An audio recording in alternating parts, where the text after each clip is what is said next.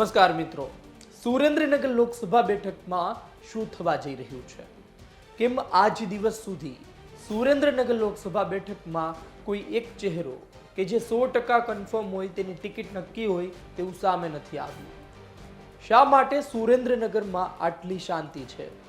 સુરેન્દ્રનગરમાં ગુપ્ત બેઠકો શું થઈ ચૂકી છે? સુરેન્દ્રનગરમાં શું કોઈ પૂર્વ ધારાસભ્ય અથવા વર્તમાન ધારાસભ્યને તૈયાર રહેવા સૂચના આપી દેવામાં આવી છે? સુરેન્દ્રનગર આમ તો કોળી બેઠક છે, પરંતુ આ વખતે શું કોઈ મોટો ખેલ પડી શકે છે? ભારતીય જનતા પાર્ટી જ્ઞાતિ સમીકરણો બદલી શકે છે? આ તમામ વાત આ વિડીયોમાં. સુરેન્દ્રનગર લોકસભા બેઠક એક એવી લોકસભા બેઠક કે જ્યાં કોંગ્રેસનો સૂરજ મધ્યાહન હતો, એવી લોકસભા બેઠક કે જ્યાં 2017માં તેની વિધાનસભામાં કોંગ્રેસ જ કોંગ્રેસ હતી, જ્યાં જુઓ ત્યાં કોંગ્રેસનો પંજો લહેરાતો હતો. પરંતુ આજે સ્થિતિ અલગ છે.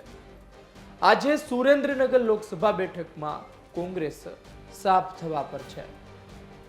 એવી સ્થિતિમાં કે તેમના કાર્યકારી પ્રમુખ ઋત્વિજ મકવાણા, આ ઋત્વિજ મકવાણા પોતે સુરેન્દ્રનગરથી આવે છે, ચોટીલાથી, અને તેઓ પક્ષ પલટો કરે તેવી પણ ચર્ચાઓએ જન્મ લીધો હતો. લોકસભા પર વાત કરીશું, ઋત્વિજ મકવાણા પર પણ વાત કરીશું, તેની વિધાનસભા પર વાત કરીશું અને ટિકિટ પર વાત કરીશું. સૌપ્રથમ વાત કરીએ ટિકિટ પર. શું ટિકિટ નક્કી થઈ ચૂકી છે? શું કોઈને સંકેત આપી દેવામાં આવ્યો છે? શું તૈયારીઓ થઈ ચૂકી છે? શું ગુપ્ત બેઠકો થઈ ચૂકી છે? નામ નક્કી થઈ ચૂક્યું છે? આ તમામ સવાલના જવાબમાં વાત તેવી છે કે કેટલાક નેતાઓ કહી રહ્યા છે, કેટલાક લોકો કહી રહ્યા છે, સૂત્ર પાસેથી માહિતી મળી છે કે અમુક લોકોને તૈયાર રહેવા માટે કહી દેવામાં આવ્યું છે. દિલ્હી દરબારમાંથી કોલ આવી ચૂક્યો છે કે તમે તૈયારી શરૂ રાખજો. ભારતીય જનતા પાર્ટી કંઈ નવું કરવા માટે જાણીતી છે. સુરેન્દ્રનગરમાં લોકો જૂના ચહેરાથી કંટાળી ગયા હોય તેવું પણ લાગી રહ્યું છે. ભારતીય જનતા પાર્ટી નવો ચહેરો મૂકી શકે છે, પરંતુ જે કોઈ ચહેરો છે તે તૈયારીમાં લાગી ચૂક્યો છે, તેને સંકેત આપી દેવામાં આવ્યો છે. એ પૂર્વ ધારાસભ્ય પણ હોઈ શકે છે અને વર્તમાન ધારાસભ્ય પણ હોઈ શકે છે. મહેન્દ્ર મુંજપરા, આ મહેન્દ્ર મુંજપરાને ટિકિટ આપવામાં આવી.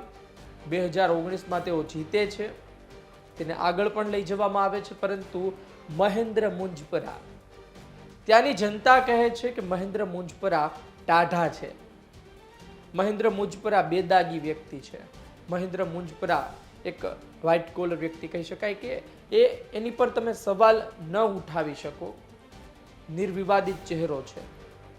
પરંતુ મહેન્દ્ર મુંજપરા કામ નથી કરતા, જવાબ નથી આપતા, પોતે પોતાના જ કામમાં વ્યસ્ત રહે છે તેવી લોકોની ફરિયાદ છે. આ ફરિયાદના કારણે મહેન્દ્ર મુંજપરાનો ઓપ્શન શોધવામાં આવી રહ્યો છે. મહેન્દ્ર મુંજપરાની જગ્યા કોણ લઈ શકે? આ માટે અલગ અલગ નામોની ચર્ચા થઈ છે, પરંતુ આ તમામ નામોમાં ભારતીય જનતા પાર્ટી પાસે બે ઓપ્શન છે. એક ઓપ્શન કોળી ઉમેદવાર છે અને એક ઓપ્શન ક્ષત્રિય ઉમેદવાર છે. ક્ષત્રિય સમાજની પણ માંગ હતી. સુરેન્દ્રનગરમાં તેમની પણ જનસંખ્યા છે, મતદારો છે, તો તેમને ટિકિટ આપવામાં આવે. આમ તો ભારતીય જનતા પાર્ટી જ્ઞાતિ ગણિત જ જુએ છે આ બાબતમાં, અને ખાસ કરી લોકસભા ચૂંટણી હોય તો તેમાં રિસ્ક ન લે એ સ્વાભાવિક છે. પરંતુ મહેન્દ્ર મુંજપરા કપાશે કે રહેશે? મહેન્દ્ર મુંજપરાને કાપવા છે, તેની ટિકિટ કાપવી છે, પરંતુ તેનો વિકલ્પ કોણ છે? મહેન્દ્ર મુંજપરાની વાત થઈ. કોંગ્રેસમાંથી શું અત્યારના સમયમાં નેતાઓ તૈયાર નથી લોકસભા લડવા? શું એકબીજાને ખો આપી રહ્યા છે? ઋત્વિજ મકવાણા, શું તેઓ પણ લડવા નથી ઈચ્છતા? નૌશાદ સોલંકી, શું કોંગ્રેસમાંથી તેનું નામ નક્કી છે? કહેવામાં આવી રહ્યું છે કે કોંગ્રેસ પણ આ વખતે સુરેન્દ્રનગર લોકસભામાં નવા જૂની કરી શકે છે. કોંગ્રેસમાંથી પણ તેવો ચહેરો સામે આવી શકે છે કે જેની અપેક્ષા ન હોય. સુરેન્દ્રનગર જિલ્લામાં ઋત્વિક મકવાણાને ઓફર કરવામાં આવી હતી, પરંતુ ઋત્વિક મકવાણા પોતે લડવા નથી ઈચ્છતા. નૌશાદ સોલંકીને જિલ્લા પ્રમુખ બનાવવામાં આવ્યા છે. બની શકે જિલ્લા પ્રમુખને લોકસભા ટિકિટ નહીં આપવી એ પહેલેથી નક્કી હોય. તો બાકી કોણ રહ્યું? જે બાકી નામો છે તેમાંથી શું કોઈ યુવા ચહેરો આવી શકે છે, કોઈ નવો ચહેરો આવી શકે છે? શું તે કોળી સમાજમાંથી હશે કે પછી અન્ય સમાજમાંથી? જે વાતો વહેતી થઈ છે એ વાતો મુજબ સુરેન્દ્રનગરમાં બહારથી વાતાવરણ શાંત છે, કોઈ પણ જાતની ચહલ પહલ જોવા મળી રહી નથી, પરંતુ અંદર ખાને ટિકિટ લેવા માટે ખૂબ જ દોડાદોડી ચાલી રહી છે. ટિકિટ કાપવા માટે અને ટિકિટ મેળવવા માટે લોબિંગ ક્યારનું શરૂ થઈ ચૂક્યું છે. અને આ જ કારણ છે કે ભારતીય જનતા પાર્ટી આ બાબતે મૂંઝવણમાં છે. ભારતીય જનતા પાર્ટી તમામ ગણિત સેટ કરી રહી છે. આવનારી યાદીમાં સુરેન્દ્રનગર નામ હશે, પરંતુ સુરેન્દ્રનગરમાં કેટલાય લોકો કહી રહ્યા હતા કે ઋત્વિક મકવાણા ભારતીય જનતા પાર્ટીમાં આવીને લોકસભા લડી શકે છે, પરંતુ જે પ્રમાણેનું અમારું કહેવું છે, ઋત્વિક મકવાણા લોકસભા નહીં લડે. કદાચ માનીએ કે ભારતીય જનતા પાર્ટીમાં જોડાઈ પણ જાય, આમ તો તેની પણ સંભાવના ખૂબ જ ઓછી છે, કારણ કે જો તેને જોડાવવું હોત તો અત્યાર સુધીમાં તેઓ જોડાઈ ચૂક્યા હોત. ઋત્વિક મકવાણાની જેમ ઘણાના નામ અટકેલા છે. જો ઋત્વિક મકવાણાને સુરેન્દ્રનગર લોકસભા લડવી હોય ભારતીય જનતા પાર્ટીમાં આવીને તો ઘણા નામ અટકેલા છે. એમાં પરેશ ધાનાણીનું પણ નામ છે કે ભાઈ તેને પણ અમરેલી લોકસભા આપે તો તેઓ પણ ભારતીય જનતા પાર્ટીમાં આવી શકે છે. નામ નારણ રાઠવાનું પણ હતું. નારણ રાઠવા અને તેનો પુત્ર છોટાઉદેપુર તેઓ ભારતીય જનતા પાર્ટીમાં જોડાય છે. એ દિગ્ગજ નેતાને ટિકિટ આપવામાં આવશે, પરંતુ ન આપવામાં આવી. અમરીશ ડેર પોતે ધારાસભ્ય નહોતા, પરંતુ પક્ષ પલટો કરી અત્યારે ભાજપમાં આવ્યા છે, તો તેને પણ રાજુલા બેઠક નથી મળી. ઋત્વિક મકવાણાના કેસમાં પણ કદાચ આવું હોઈ શકે કે ઋત્વિક મકવાણા એ લોકસભાની માંગ કરી હોય અને ભારતીય જનતા પાર્ટી આ વખતે કોંગ્રેસમાંથી આવેલા ભાજપમાં કોઈ પણ વ્યક્તિને લોકસભા લડાવવા ન ઈચ્છતી હોય. બની શકે અને આ જ કારણોસર વાત અટકી હોય, અથવા તો ઋત્વિક મકવાણા જવા જ ઈચ્છતા ના હોય. જો જવું જોઈએ તો આ પહેલા ઘણો ભરતી મેળો થયો, તેમાં જોડાઈ ગયા હોય. પૂજા વંશનું નામ હતું, ઋત્વિક મકવાણાનું નામ હતું, લલિત વસોયાનું નામ હતું. આ બધા નામો ચર્ચામાં હતા આ પછીના રાઉન્ડમાં, પરંતુ તે તમામ લોકો અત્યારે કોંગ્રેસમાં જ છે.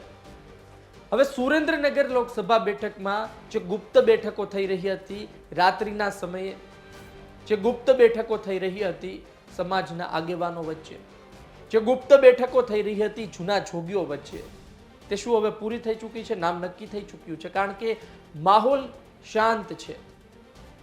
મહેન્દ્ર મુંજપરાથી લોકોને પ્રોબ્લેમ નથી, લોકો તેનો વિરોધ નથી કરી રહ્યા, પરંતુ કામ મહેન્દ્ર મુંજપરાનું ઢીલું છે. મહેન્દ્ર મુંજપરાની ટિકિટ રિપીટ પણ કરી શકે છે. જી હા, મહેન્દ્ર મુંજપરાને ફરી પણ મેદાને ઉતારી શકે છે.